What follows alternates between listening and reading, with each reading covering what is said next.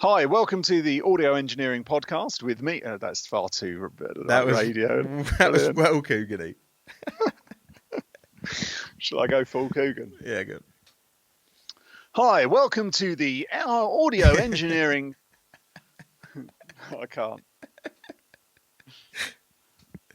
This is the Audio Engineering Podcast with me, Streaky, and me, Shay. And this is number 22? 22, yeah. 22, and we're going to be talking about EQ, equalization, if you like. How, when, why? What? Okay, so Shay, you can get going. Why not? Sweet. So I would say because I'm thinking if we're going from a recording through to a mastering rather than mastering back down. Yep. Let's go that way. So I would suggest, if you're recording, are you EQing when you record? Yes. I mean, you do kind of anyway. If you've got a mic preamp or just an audio interface nowadays, or even on a microphone, they always have a low cut, like a high pass filter. Now, would you always low cut? Always. Right. I mean, okay, it depends on what I'm recording. If I'm recording a kick drum, I probably wouldn't low cut it because I'd probably do that afterwards. But like for vocal, always, it's on the microphone, it's on the interface. So you're EQing before you've even done anything. Which was one thing like at the ACM when I was doing like the recording, like the studio recording lectures. People saying like you don't have to EQ, and like the first port of EQ would be the desk, and you don't have to do it. And it was saying things like, well, no, the first port of call is before it even gets there. If your microphone's got a sort of, what is it, normally 80 hertz cut or a 75 hertz cut. Like some microphones, like the 414 by AKG, goes up to about 140 hertz, I think, you can cut from. And that's EQing, like straight away you're EQing something, you're getting rid of unwanted What's that snare drum mic? No, that's an all-rounder. That's like a AKG C414. It's everything. It's one of the best all-round mics, to be honest. Like full polar pattern pickage. Like you can have cardioid, hypercardioid, omnidirectional, figure of eight, and just loads of different low-cut filters you can have. I think it's down to about 40, 70, don't quote me on it, something like that, and like 140 again. But a really good all-round microphone. But you are EQing before you've even started. But then afterwards, on a preamp, like I use the UAD, like unison preamps. And on the preamps there, I do a bit more EQing. I lift the top end a little bit, depending on the microphone that I'm using. Like if I'm using a dynamic mic, I'll always lift the top end a little bit on the EQ, whether it's on a desk or on like a desk emulation style plugin. But yeah, anything that I'm recording, really, I will be EQing it because I'm trying to get the sound I want printed, rather than getting the sound and then dealing with that sound once it's done. If I can commit to a sound and print a sound that's pretty good, the mix stage is half done for me because you're kind of mixing before you've recorded. So it's mainly on a sort of standard plugin on a... What sort of plugins would you use for that? I mean, I use two. I use the Unison UAD 610B Unison preamp plugin, and on that it's got like a high band and a low band basically, and I dip the lows by about 1.5 dB, give the highs a little bit, about 7k, between 7 and 10k, about 1.5 dB, something like that, just to brighten up the sound a little bit if I'm using a dynamic mic. Probably not so much on the condenser mic, but then after that it goes into a Neve 88RS channel strip plugin, which is just an emulation of the 88RS Neve desk. And yeah, again, there it's just a tiny little bit of top end if I want it, but it's there if I want it. A lot of the time, I don't necessarily need it, especially if it's like a nice condenser mic. But it's always there. There's always the option for it. It's not something that I'd overlook when I'm recording. And most of the time, it is vocal recording that I'm doing. So it's high lifts, low cuts, sort of low mid cuts, low mid precision sort of takeouts at around about 200, 300 hertz, something like that.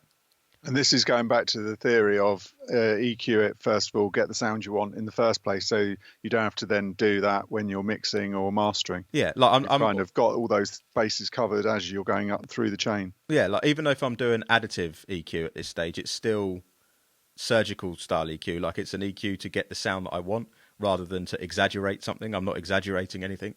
I'm just cutting out frequencies and lifting frequencies that, I mean, by tiny amounts. Like I'm not doing 10 dB at 12k. Like I'm not doing that. I'm doing like maybe a dB in the high end, around about 7 to 10k, taking out a couple of dB on a really tight notch between sort of 200, 300, just to get rid of that sort of boxiness, depending on the mic, the placement, the singer. Yeah, where it is, the room. Yeah. Yeah, exactly. Yeah. So, but yeah, EQ wise, from recording first, like obviously you're going to be recording something when you're EQing. Was what we're talking about first. It's I'm doing it so I don't have to do that later on at the mix stage. And anything that I do at mix stage is going to be fine tuning what I've already done rather than fixing something. Like we always talk about, I hate having to fix something that wasn't done properly in the first place. Like it's all well and good doing a couple of little bits here and there once it's been recorded well, but if it's not recorded well, all you're doing is trying to salvage something, and you're only going to make it sound worse. You're not going to make it sound better because it wasn't any good in the first place. And then moving on to mixing, how would you, what kind of EQs are you using at mix stage? I guess it's total slate for you. But not really. I mean, yes, a bit, but FabFilter Pro Q2, love that. I'm a big believer in stock plugins. If I'm doing a Pro Tools mix, I love the channel strip that comes in Pro Tools, just because it's surgical. I don't use it for a sound. I use it because it's like modelled off the Euphonics desk digital EQ. And it's just a really clinical EQ. It's not so tony, like it hasn't got like extra tone like a Pultec has or something like that. It's just clinical. Same as the Logic EQ, just really simple. If I know exactly, like, I'd like to think at this sort of stage now I can hear something and go 300 hertz, or do you know what I mean? Like, you know the area that you're in, and if I'm going to be pulling something out that way. When I'm more into the additive style of like EQing and I want to get some tone out of it, I'm looking at the slate sort of stuff, where I'm looking at like the VMR, where you've got the SSL and the Neve emulations, and that's really for color. Are you adding loads of EQ? Not at all, really. You know, the amount of dBs are what, 3, 4? Oh no, I don't even go that high, to be honest. I mean, 4's quite high, I think. I mean, even at that stage, like I prefer to get a nice balance, like with levels and panning before, like I do like a panning and levels before I do any type of EQ whatsoever, and then just EQ to where it is leveled and where it's panned. But I mean, it's maybe 4 dB sometimes, but then that's just if it isn't right in the first place. Like if it's okay in the first place, I'm doing maybe 2, max 3 dB here and there. But then it could be I do 2 dB on one EQ, then I'll compress it or stick some form of distortion or saturation style plugin, and then I'll EQ again afterwards to exaggerate or get rid of unwanted stuff after that next stage. If that, so if it's cause and effect, say for instance it's compressed it and then you want to open it up a little bit more after the compression, but you still want that compression feel, you might add a bit more high end in there just to open it up. Or like you've EQ'd something and then you put some compression on it and then it sounds a little bit too thick or a little bit too what's the word, like thick, like just a little bit too middly. Then EQ again, just take a little bit of mid out, lift the highs if you want to, tuck the low in again. But it's always, I'm really always doing the same 3 things. It's a low cut, it's a high shelf, and it's a surgical anywhere in between take out, pretty much. Right. I don't know whether that's a good or a bad thing, but it's just the way that I instantly do. It's like an autopilot thing that I do.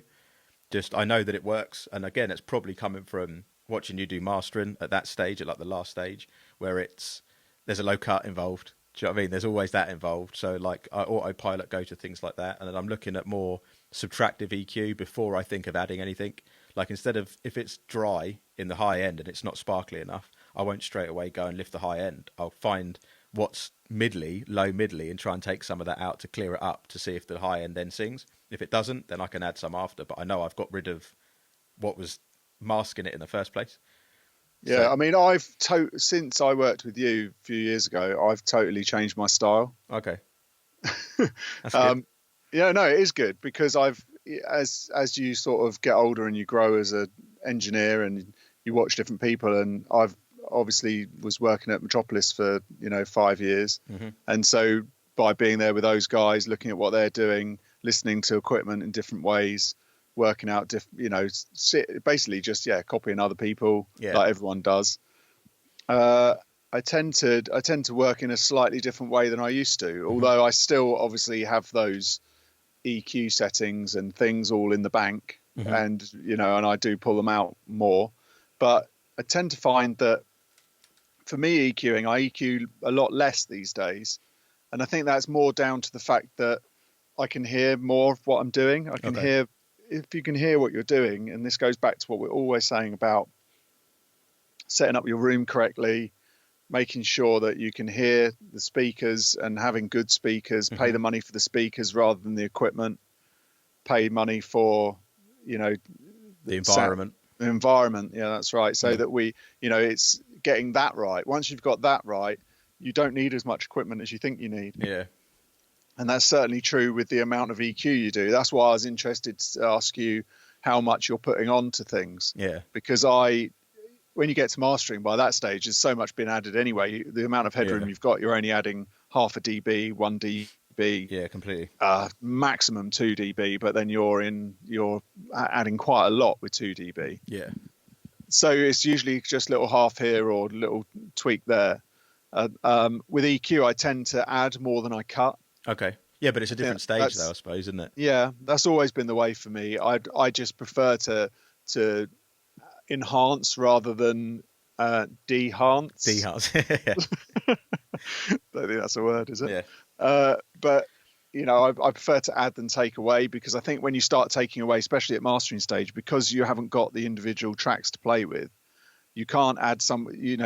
Once you've taken away, it's taking away from everything in that frequency range, rather than just the one thing you're cutting into. If you're just if you've got vocal separated, of course you can cut into that and do whatever you like. But when you're dealing with the stereo file only, it's a totally different practice. Yeah.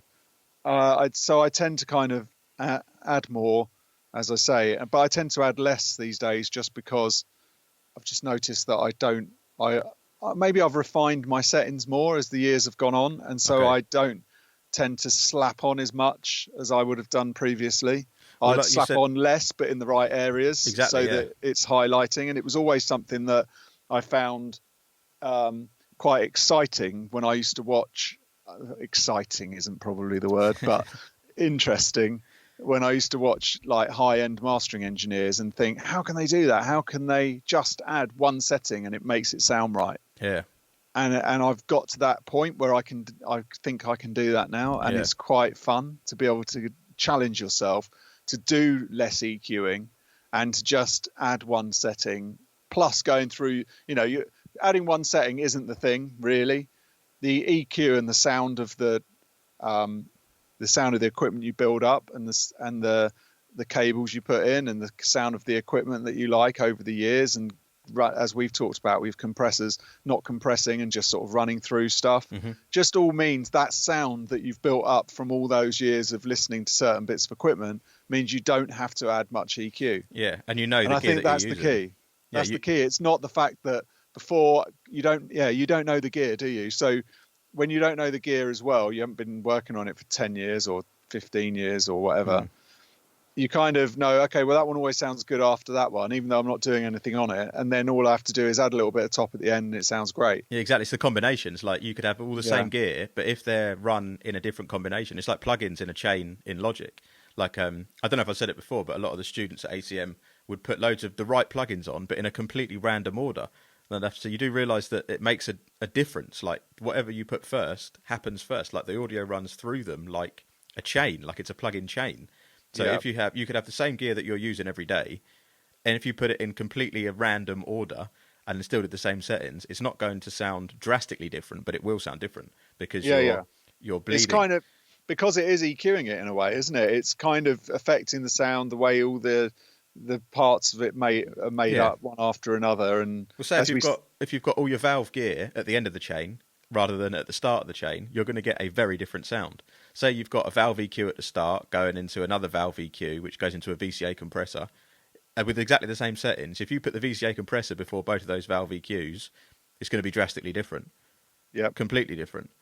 So like it's knowing the gear that you've got, knowing how those pieces of gear work, but not just how they work together, like as a combination of things. Like this works really good at 3 dB or say 2 dB at 2K, but only after this certain piece of equipment that you've got. And because it's after that, I don't need to EQ anything. Yeah.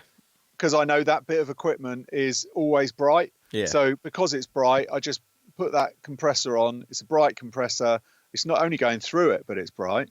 And then I don't have to put any top on. Or I know the limiter is really bright at the end. Yeah. So like the fab filter, really, well, no, not the fab really, but the L2, for example, super bright limiter. So you know it's, oh God, you can't put much top on before it because otherwise it's going to rip your head off. Like how many times when you were using the Neumann limiter, and beforehand it was just a bit of EQ, high end EQ, and it wasn't right, and then you took the EQ out and just put the Neumann limiter in, and it was a limiter. It wasn't an EQ, it was a limiter, but it gave you that presence that you wanted from the EQ. But you would only know that by using it and having it in the place and the chain that it was at the time. Yeah, and knowing and having it in your, because you've used it so much. Yeah. This goes back to have the other thing we talk about all the time is just having a small amount of equipment and small amount of plugins that you go to all the time, just so that you've got them in your head and you know, okay, that's what that sound does because I know it. That's my sound. That's my signature sound now in my head. And so that's why that goes in the chain at that point, because I know it's going to sound a certain way after that bit of equipment. Before this, it's just learning that chain. And by having that chain, it kind of does a lot of the EQing for you, which was something that took me years to work out. Mm-hmm. Like, I mean, going back to production-wise, like we talk about recording, we didn't really say much about the production side of things. Like if I'm producing a track, say with synthesizers, like hardware synthesizers, and recording things in with synths and that, I'm EQing it.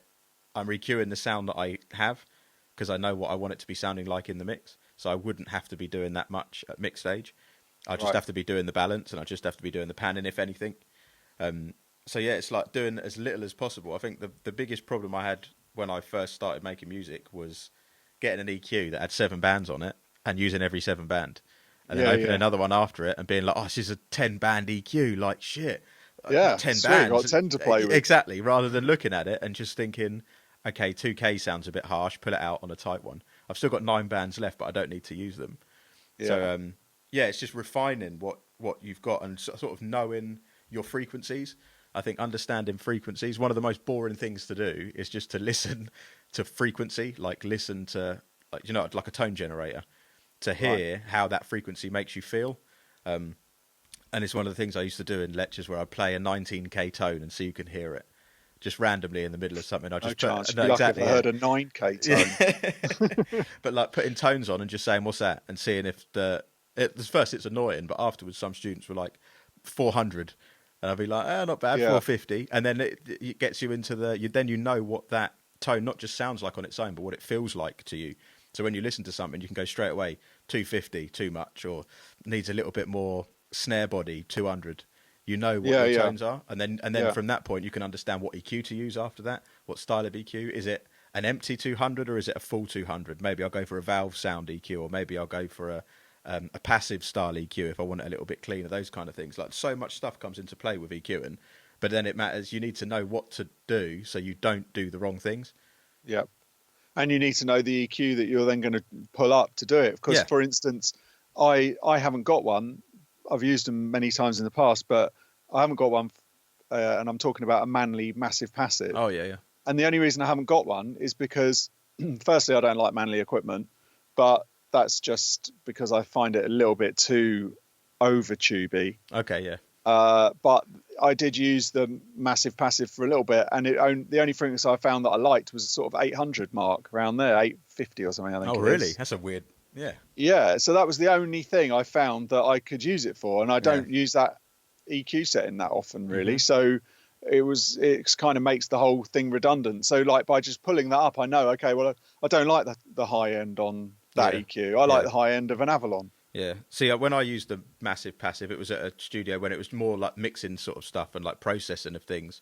We use it for recording as well, and even then, I didn't really like it. Like I don't. I like the sound of the slam. I like the compressors, but I don't like the EQ. I didn't like the sound of the EQ at all. Compared to something like a Masalek, it was it's no another contest. No, it's a totally different world. I mean, the thing is, when it comes to EQs, they sometimes they do work well with each other. Like the Manley is good with the Masalek, so that you could do things with EQ into one and stuff, but that's all too much work, really. You don't need to be doing that much work with things. So that's why I don't find the Manley that usable. I mean, people love it. I'm not saying that it's bad. Some people absolutely love it, but then that means that that's just part of the sound in their head that they like. And so then that means people will go to them as a mastering engineer because they like that sound. Yeah, I mean, when I use the man, because it's tube gear, I was thinking it's going to be super warm, it's going to be proper tasty, and I don't know, I just thought it was not as warm as I was expecting it to be compared to something that's not a valve like a valve EQ that you can get some proper nice warmth out of. Do you know what I mean? Like, I didn't really fancy it that much, to be fair. Yeah, I mean, the Massalex mainstay EQ of mine, which I'm so used to. You kind of know the certain frequency bands that work well. They don't, every EQ has a certain frequencies that you like. It's not the fact that an EQ, you could have one EQ and it does everything you possibly could want. But there's certain EQs that have a lot of frequencies, and that's why they're worth having over like one Manley. Of course, the Massalex probably got, I don't know, 20 usable frequencies that I use a lot. Yeah. So it's like a Pultec EQ. Like, there's only a few frequencies you can pick from, but they're apparently like musical areas. Like, what does that mean? Does that annoy you when you hear it's tuned musically? It's got like musical points. Like, what's musical? It's a musical EQ. Yeah, like, do me a favour. But, see, I kind of get it. Do you? I don't. Well, I do, because I only from using the Sontec, and the Sontec is, okay. So how I would describe musical, if someone says, "Oh, it's a musical EQ," I would just say it's kind of lush, and it kind of, I don't know, it kind of works with the sound. Yeah, but I mean, does that make sense? It does. But for me, when someone says it's the musical frequency ranges, like, well, is it in key? How do you know what key my song's in? How do you know? No. I think that surely when someone's saying musical, it just means I can dial up most frequencies and it sounds and it works. Yeah. Right. So even if I turn up the top end, it's smooth. Yeah. If I do the bottom end, it's punchy. Yeah. It's just like an EQ that works in the main areas. Yeah, in the main areas of music. So you would get like a musical 20k hertz lift. For instance, you'd get more like a 12 or like a 8 or something like that. Yeah, but I mean, even then, I think it's just marketing, though, isn't it? Yeah. Musically chosen frequency ranges. No, it's not. Yeah, it's a load of toss. And it's the capacitors that were used. It's nothing to do with that. Yeah. I mean, the vibe of an EQ is important. I mean, but, the Sontec, there you go. For an example, I would just run through that because it's just the ID something or other. The what? I don't know. Capacitance. Shit that goes I mean, on. again, I'm not. There's some kind of circuits in it that just sound fantastic just going through. But then I prefer the sound of the Massalex EQ rather than the Sontec. Okay, which is a massive statement because obviously one's 3 times the price of the other. But I don't think that's important. It's just the fact that there's more available of the Massalex, so then you'll get more out of it. And then people say the Buzz Audio, they like that. Yeah, it's Buzz, SPL. Yeah, I've not heard the SPL. They keep blanking me. I wanted to get it on a demo. What about so the if Avalon? Anyone's listening who knows SPL, Avalon, amazing. All their equipment is good, isn't it? Top drawer. It's like treacle, isn't it? Yeah, it's ridiculous. But also, it's not that massive in price. I mean, Compared, the bigger EQs they're mental money. But like a preamp, the preamp they do or whatever is 1,200, about 1,200 quid or something. Well, how much is the 7? Is it the 737? The one that you use. That's the one EQ? I'm talking about. I've got the 747. Okay, yeah, the one that's 747's the compressor with stereo compressor and EQ. An EQ, that EQ's lovely. I mean, it's a graphic, but it's a lovely EQ, isn't it? Yeah. Unbelievable top end on that EQ. It's the bottom end. It's exactly the same sound as the 12 grand Avalon. Yeah. 32k. Yeah. So it's like just that air band that you want to put on stuff. It's great. I have it at the end of my chain so that I can run through it, add a little bit of warmth from the valves on the compression side, and then add a little bit of top to the end. It's just the low end on that was always really nice. Like literally just really nudging it, just nudging it off center a little bit. I don't know. And there's no sort of real dB count on it. It's the classic smiley face graphic equalizer. Yeah, it just works. It's a joy. It's so easy to use. Just is it good or is it not? And that's what I love about it. And being able to put it pre or post the compression as well with a really nice compression sound anyway. It's just that's a lovely piece of gear. I'd like one of those, to be fair. I would like They're one brilliant. of those. Just as a mix bus processor. The 737, which is the mic pre one. Yeah. That's supposed to be I don't use that, but everyone I know who does use it loves it. Absolutely loves it. Says it's like, again, like we're saying about the, having the 747. They've got loads of stuff that's really good. I just think they're underrated. And, I don't think as many people know about them. But I remember the first time I heard it at yours, the when it was in and out. It sounded really nice. And then you took it out, and it was like a sabotage button. Like, what's happened? What have you done? Like, what's happened? And you put it back in, like, okay, there it is. It's just massive, like forward, open, still really clean. It's like it does so much. Yeah, it's just great. Doing the littlest bit on it, like doing the littlest increments on it, gives you so much to the sound. Like when you do press it, when you do bypass it, you're like, what have I done? Like, yeah. That's right. There's not. I mean, I don't think there's a time where you put it in and it sounds bad. It's just sometimes you put it in and it might sound too much, but it's never bad. I mean, it's good. It's a good too much. Yeah, it's good at the start and the end, because I remember when it was one of the first things in the chain, wasn't it? Yeah. It was one of the first things, and now you say you use it as the last thing. Yeah, it's because I've got something tubular. I've got in my chain, I have the warm interface at the front. Okay, yeah. Which is just basically a tube line amp by Summit. Yeah. And so I've got that. So as you come into the analog chain, then I'm hitting something nice and warm, and then moving on to like just normal stuff. And then at the end, I've got something warm if I want it as well. Do you still have that Neumann, the limo? Yeah, I love the Neumann. I didn't use it for years, that Neumann compressor. I stopped using it, and then I started to when I was doing attended sessions, popping it in, and people going, "Oh, what was that? What was that?" Yeah. And so then I was like, all right, maybe I like it again. And then now I never used to change the settings on it, because I just used to have it as one setting, and it was either in or out. Do I like it? Do I not? But now I've found that obviously I've started to mess around with the releases and the attack times, and it's really usable just having it. So I've got a really slow attack and fast release. Obviously, then it's hardly touching the compressor, but it's just going through it. Sounds brilliant. But that had a really nice top end to it. Like I said before, like it had that. The thing that's got the best top end, the best EQ with the top end ever, is the one that's the same as that. It's the Neumann EQ that is the same out of the same cutting lathe. Okay. As those compressors. Unbelievable top end and low end, like 60 hertz. But the high end is just, it comes up from about 3K all the way up to about 15, and it's just superb shelf. I mean, lovely. You can put that on. I mean, going back to doing shelving, I've got a Bax that I use. I don't know if you use one in recording, but I use a Bax quite a lot for just I have that quite early on in the chain, just to, okay, right, how's the balance of the track, sounding? I mean, I've done videos on all of these anyway, but there's if I want more low end, or if I want to just shave off a bit of top coming into the desk and stuff, it's a brilliant EQ. See, I use the Bax. Sounds great. I use the Bax at the end of the chain, pretty much just before final. Perfect. Which is what I'm doing. Which is exactly what I'm doing in effect. Because you're doing it first, Because I'm doing it first, so I'm kind of going, okay, how does this sound? So it's a brilliant mix bus. Yeah, it's a lovely sheen EQ, really nice sheen EQ, and it's not overly brittle. Like you can really pump the high end in it. Another one, the Marg EQ, Marg, MAAG, with a 40 hertz shelf at the top. Right. Like an insanely stupid, you can't hear it, but it's just it's so good. Yeah, what did I say? 40 hertz. 40K, yeah.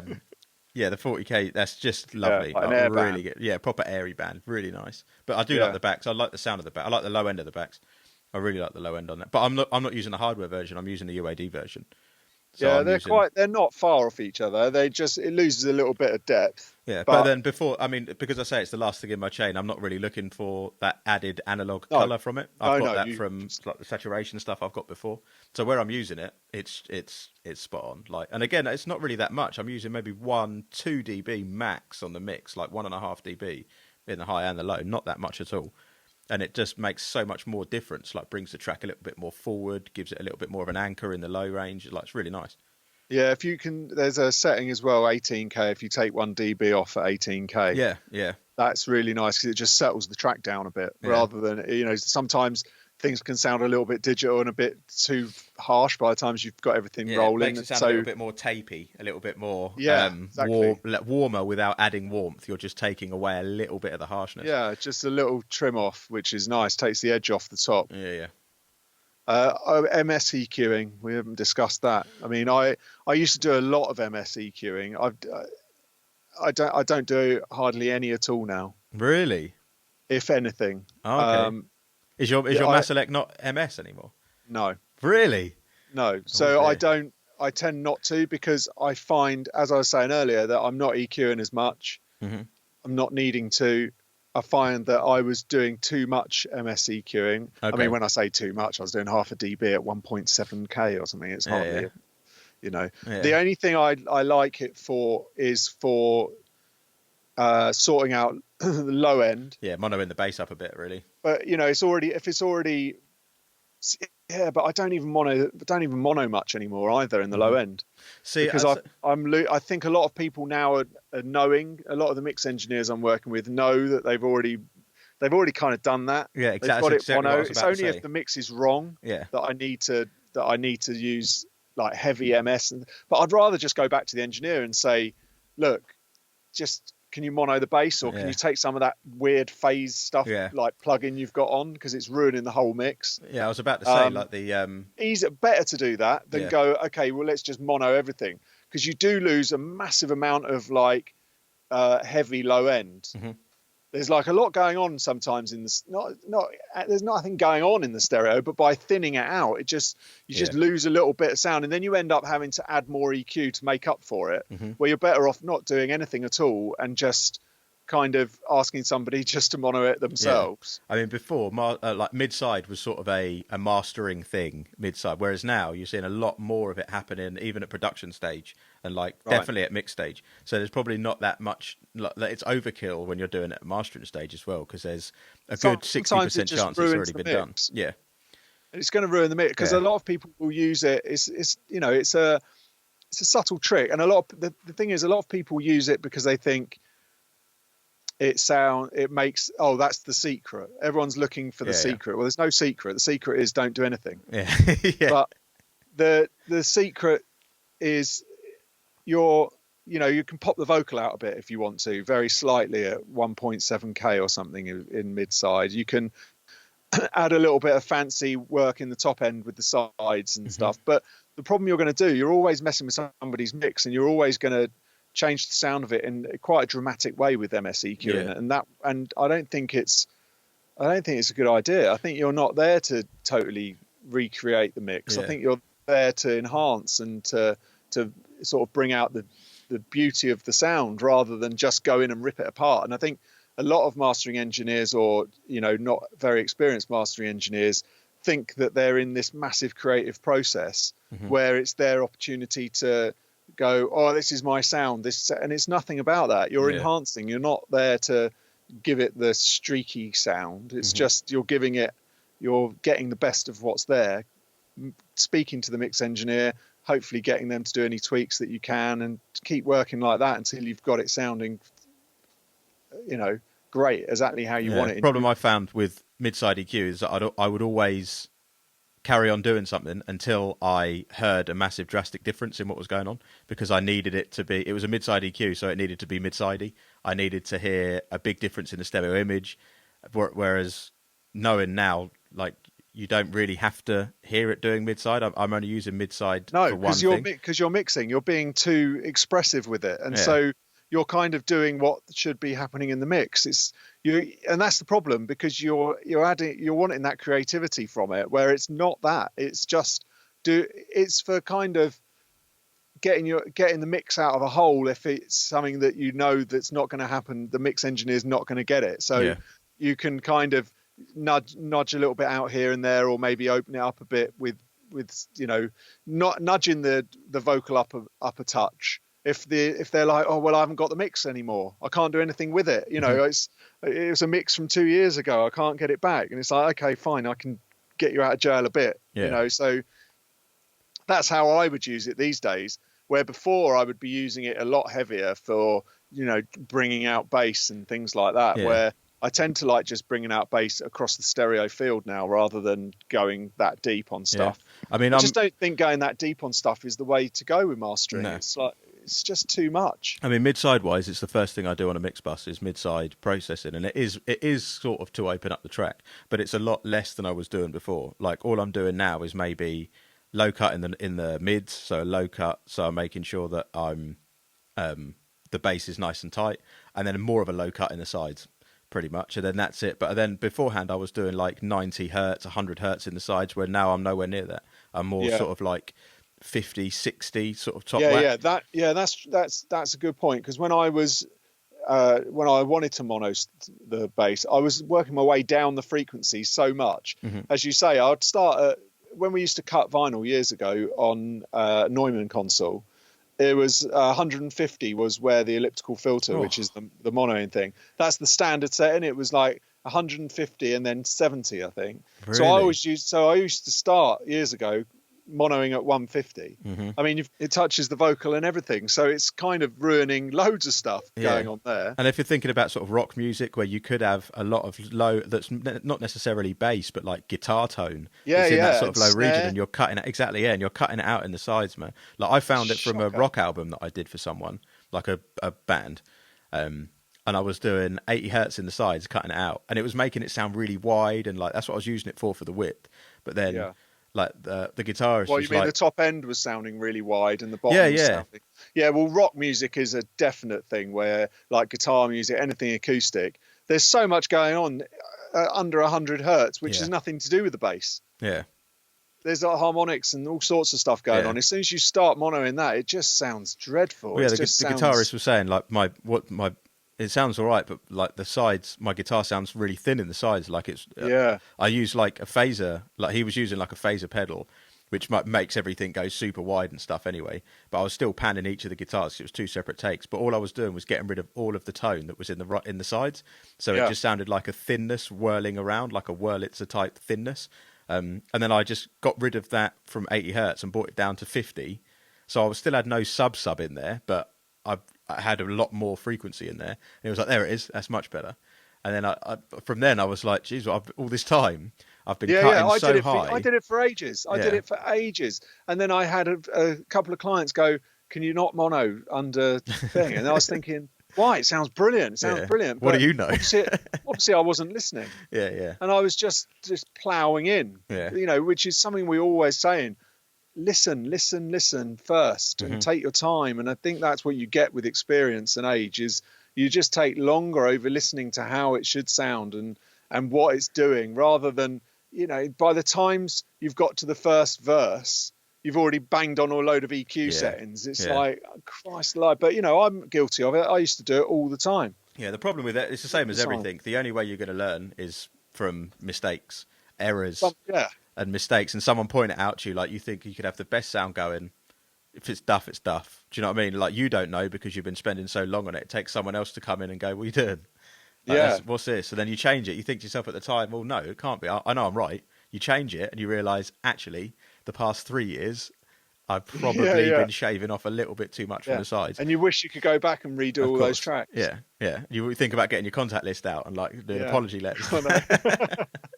Failure is the sweat of success. There you I go. think the saying is, which is exactly true for that, isn't it? You have to regress to progress. That was mine. Look out! That was me. That's Shay coming up now. Quoted Shay 2017. T-shirt in the making. There we go. Yeah, man. Right. Okay. Well, we must have covered everything on EQ now, haven't we? Close enough. We could talk about it for days. There's probably about 7 more podcasts worth of EQ to talk about. Basically, that's all you do as a mastering engineer is EQ. So it's like a pianist talking about pianos. Yeah. So, all right. Well, thanks for listening. Thanks for if you've stayed this long on the podcast. Thanks. Yeah, cheers. That was a long one, wasn't it? Long. And please subscribe so that you don't miss some more. Go to the website YouTube. You may have heard of it, where you can see more from Shay's channel and my channel. And there's links there to loads of other things you can see: Instagram, Facebook, blah blah. And make sure you subscribe and tell all your friends. And thank you. That'll do. Cheers. Cheers. Bye.